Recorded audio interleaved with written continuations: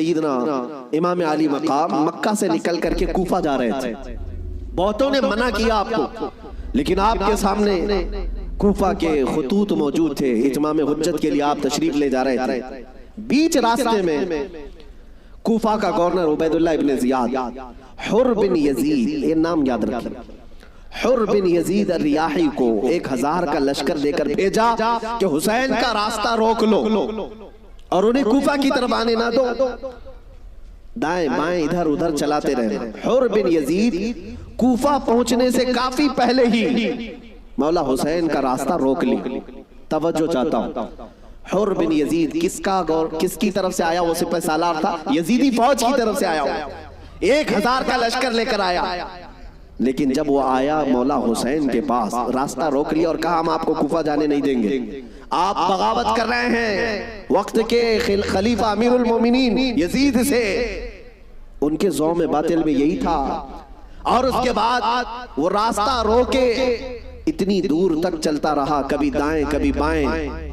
امام حسین ایک جگہ پر جب پڑاؤ کرتے ہیں، ظہر کا وقت ہے، اذان ہوئی، نماز کے لیے جماعت قائم ہو رہی ہے.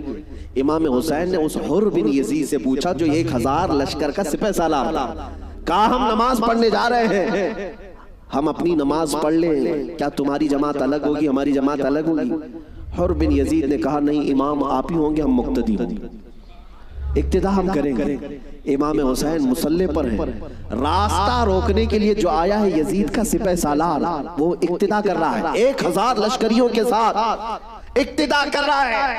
ظہر میں بھی، عصر میں بھی، مغرب میں بھی، عشاء میں بھی کنٹینیو جو نمازیں ہوتی ہیں، نماز امام حسین ہی پڑھاتے ہیں. اور راستہ روکنے کے لیے آیا ہوا یزید کا سپہ سالار اقتداء کر رہا ہے. میں علماء سے کہتا ہوں میرے عزیزوں، بڑا عظیم نکتہ ہے، اگر حسین کے سچے وفادار ہو تو آج بھی ہزاروں یزیدی تمہاری بھی اقتداء کرنے کو تیار کرتے ہیں، مجبور ہیں. اگر سچے حسینی بن جاؤ تو اقتداء تو ہوگی، لیکن جو بات مجھے عرض کرنی ہے وہ یہ ہے، راستہ روکا اور اس کے بعد پھر پیغام آیا کہ امام حسین کو کوفہ کی طرف آنے مت دینا، کسی اور راستے کی طرف لے جاؤ. کسی اور راستے کی طرف وہ زبردستی لے گیا. پھر وہ میدان آیا جس کو کربلا کہا جاتا ہے. امام حسین وہاں اتر گئے اور ایسی جگہ پر آپ کو اتارا گیا جہاں پانی نہ ملے. دریا کے اوپر سارے یزیدی فوج کا قبضہ. اب سنیے، محرم کا مہینہ ہے، 7ویں آ گئی، 8ویں آ گئی. اس کے بعد یہ صلح مصالحت کی بھی باتیں چلتی رہی. امام حسین نے پیغام بھیجا تھا عبید اللہ ابن زیاد کو، 3 آپشن دیے تھے، کوئی قبول کر لو، لیکن وہ ظالم آپ کے خون کے در پہ تھے، مانے نہیں. 4000 کا لشکر دے کر بھیجا.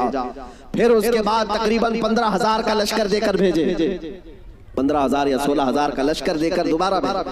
اب یہ 9ویں محرم آئی ہے، توجہ چاہتا ہوں.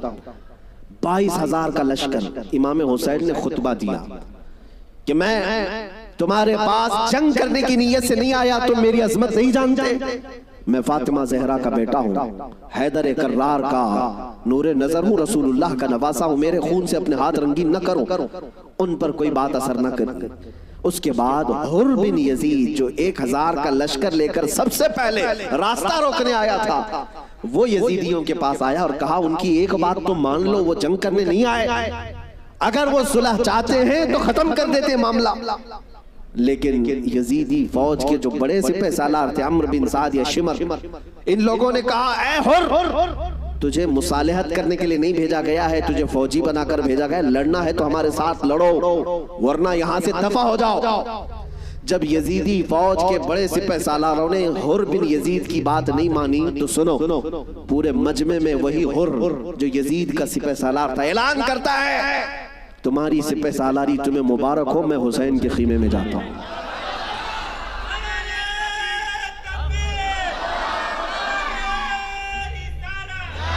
توجہ. حر بن یزید نے کہا مجھے اب نظر آ رہا ہے کہ حق اور حقانیت حسین کے خیمے کی طرف ہے، مجھے جانے دیں. ان لوگوں نے کہا تم جا سکتے ہو. حر بن یزید کو پتا تھا حسین کے ساتھ جانے کا کیا انجام ہو سکتا ہے. 22000 کا لشکر جرار ہے اور ادھر صرف 80-82 لوگ ہیں. ایسے وقت میں ایک چھوٹی جماعت کا ساتھ کون دے سکتا ہے؟ جہاں بھاری بھرکم لشکر سامنے موجود ہو، میرے عزیزوں ایک چھوٹی جماعت کا ساتھ صرف وہی دے سکتا ہے جس کے سینے کو مولا ہدایت کے لیے کھول دیتا ہے۔ میں نے دیکھا ہے مصیبتوں کے وقت کون ہمارے ساتھ کھڑا ہوتا ہے۔ لوگوں کی نظروں میں بہت بڑی بڑی حکومتیں ہوتی ہیں، ارے بہت سارے لوگ تو ڈر جاتے ہیں ان کے ساتھ کھڑے ہو جائیں، فوٹو میں آ جائیں گے تو کل کیس ہمارے اوپر بھی ہو جائے گا۔ میرے عزیزوں میں اپنی بات نہیں کرتا، لیکن ایک بات ضرور ہے، حق جماعت اگر اقلیت میں بھی کیوں نہ ہو، اللہ کی مدد آج یا کل اسی کے ساتھ ہوگی۔ اگرچہ آج وہ مظلوم نظر آئے لیکن اللہ تعالیٰ غالب فرمائے گا۔ حسین اعظم کے پاس حر بن یزید آ گئے۔ جس بات کی طرف میں تمہیں لے جا رہا ہوں اس کے لیے اتنا لمبا واقعہ بیان کرنا پڑا، جو اصل لب لباب ہے، جو خلاصہ ہے اس واقعے کا، وہ ابھی عنقریب بیان کرتا ہوں۔ نوجوانوں توجہ سے سنو، توجہ۔ حسین ابن علی رضی اللہ تعالیٰ عنہ کے پاس آ گیا حر بن یزید، قدموں میں گرا، کہا مولا مجھے معاف فرما لے، میں نے راستہ روکا آپ کا، میں آپ کو مجبور کیا اس میدان میں آنے کے لیے، لیکن میں آپ کے ساتھ اب اس وقت تک رہوں گا جب تک میری آخری سانس نہ آ جائے، میں آپ کی حمایت میں لڑوں گا۔ امام حسین نے اس سے کہا حر کہ میں نے تجھے معاف کر دیا، لیکن جا تو اپنے بیوی بچوں کے ساتھ، میری اس چھوٹی جماعت کے ساتھ رہے گا تو جان کا خطرہ ہے۔ حر بن یزید نے کہا میں نے جو راستے میں آپ کے ساتھ کیا اس کا کفارہ جان دینے سے بھی میں سمجھتا ہوں ادا نہ ہو پائے، اس لیے میں آخری سانس تک آپ کے ساتھ رہوں گا۔ رہا ساتھ میں۔ 10ویں محرم آ گئی، اب جو بیان کرنا ہے توجہ سے جانتے ہیں۔ صبح نکارہ بجا، طبل بجے، ادھر جنگ کی ابتدا ہوئی۔ یزیدیوں کی طرف سے عمرو بن سعد نے پہلا تیر چلایا اور اعلان کیا کہ ہم حسین ابن علی کے ساتھ جنگ شروع کر چکے ہیں۔ جنگ جب شروع ہو گئی، امام حسین رضی اللہ تعالیٰ عنہ کے اہل بیت کو کسی نے اترنے نہیں دیا، جو آپ کے ساتھی تھے، جو آپ کے ساتھ آئے ہوئے تھے، جو اہل بیت سے نہیں تھے۔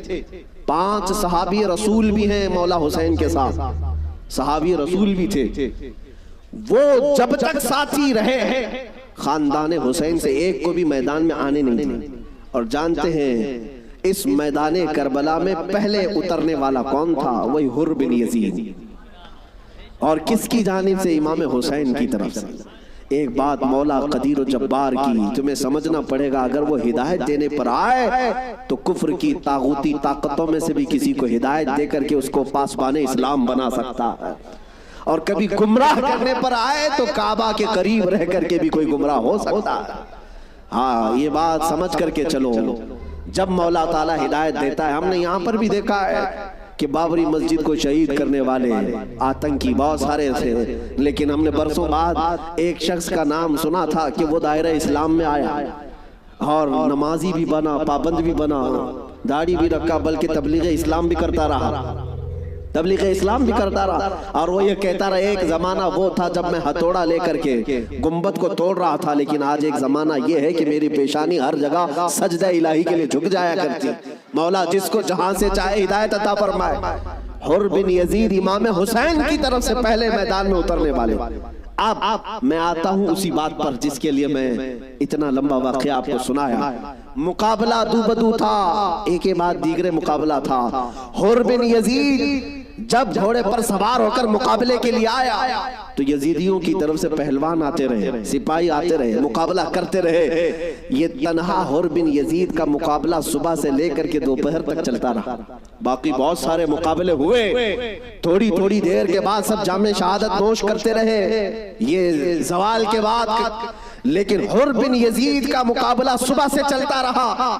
اور میں نے جب تاریخ میں یہ بات پڑھی تو مجھے حیرت ہوئی کہ تنہا حر بن یزید اکیلے گھوڑے پر آیا اور یزیدیوں سے ایک کے بعد دیگرے لڑتا رہا۔ گھنٹوں کے مقابلے کے بعد جن لوگوں کو حر بن یزید نے مارا تھا ان کی لاشیں گنی گئی تو 120 لاشیں پڑی ہوئی تھی۔ یہی بات مجھے کرنا ہے، تنہا ایک حسینی 120 کو مار گرا سکتا ہے کربلا کے میدان میں۔ تم صرف یہ سنتے ہو کہ حسین اعظم کے بچے شہید ہو گئے، لیکن حسینیوں نے جن کو کاٹا ہے وہ کیوں نہیں سنتے؟ وہ کم نہیں تھے، بہتوں کو فنا فی النار کیا۔ اب جو بات کہنی ہے وہ یہ ہے، حر بن یزید خاندان حسین سے نہیں ہے، اہل بیت سے نہیں ہے، انصار میں سے بھی نہیں ہے جو ساتھی وہاں سے آئے تھے، بلکہ ایک دن پہلے توبہ کر کے حسینی بنا تو دوسرے دن کی طاقت کا حال یہ ہے۔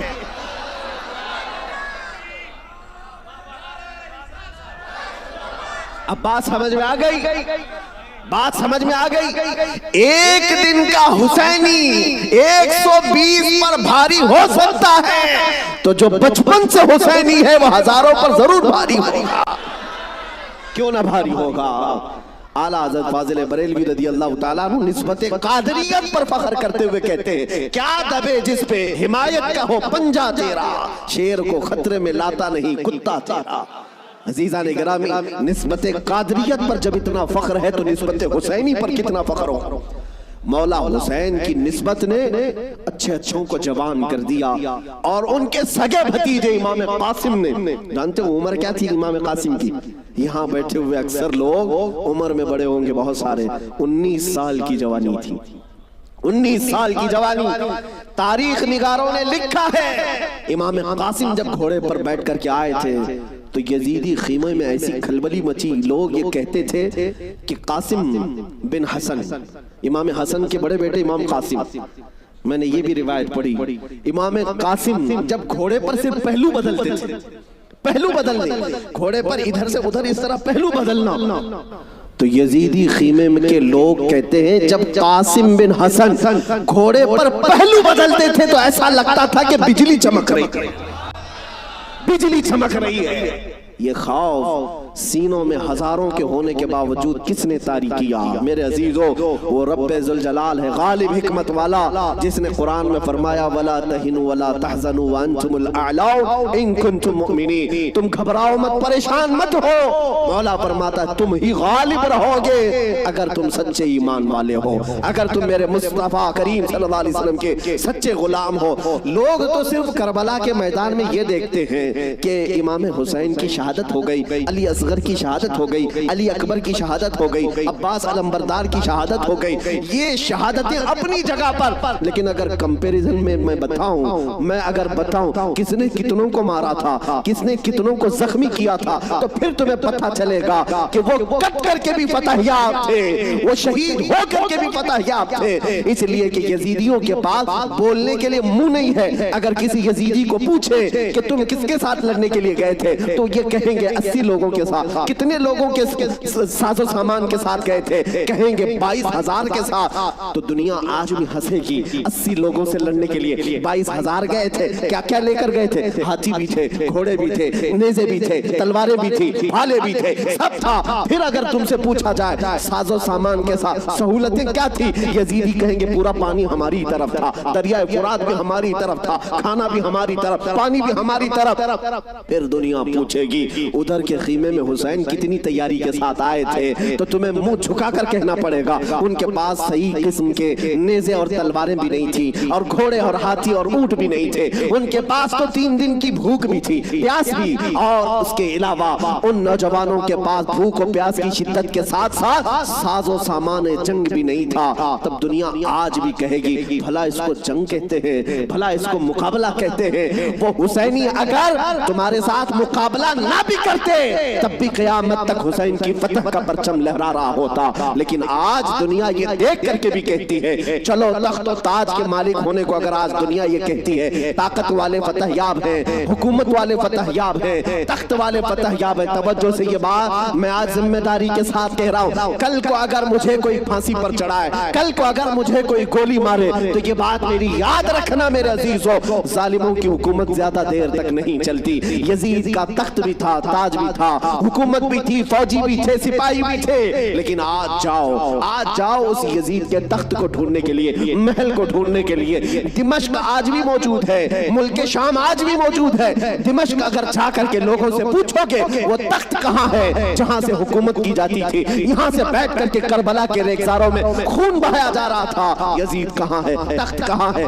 وہاں دمشق کے رہنے والے شاید تمہارا ہاتھ پکڑ کر کے لے جائیں گے ایسی جگہ پر جہاں پورے دمشق کا کچرا پھینکا جاتا ہے، جہاں پورے دمشق کی گندگی ڈالی جاتی ہے، اور لوگ کہیں گے یہیں پر یزید کو دفن کیا گیا تھا، تم ناک پکڑ کر کے بھاگ آؤ گے، وہاں پر کھڑے نہ ہو سکو گے جہاں یزید کو دفن کیا گیا تھا، تاج بھی نہیں، تخت بھی نہیں، فوج بھی نہیں، اور ذریت اولاد بھی نہیں، اور پھر آؤ کربلا کے میدان میں، پھر آؤ عراق کی سرزمین پر، یہاں کسی سے جا کر پوچھنا، سنا ہے 1400 سال پہلے یہاں ایک جنگ ہوئی تھی، کربلا کا میدان تھا، رسول کے نواسے خاندان اہل بیت کے ٹکڑے کر دیے گئے تھے، انہیں جام شہادت پوش کرنا پڑا تھا، وہ میدان کہاں ہے؟ میرے عزیزو، کربلا کا کوئی بھی آدمی تمہارا ہاتھ پکڑ کر لے جائے گا اور کہے گا اے عزیز یہاں وہ میدان نہیں ہے، یہاں کوئی ویرانگی اور صحرا نہیں ہے، آؤ تمہیں لے جاتے ہیں، اور لے جا کر کے ایسی جگہ کھڑا کرے گا جہاں سے تمہاری نظر اٹھے گی تو سونے سے قلعی کیا ہوا لہراتا ہوا پرچم حسین تمہیں آج بھی اس بات کا اعلان کرے گا، شاہ اسد حسین، بادشاہ اسد حسین۔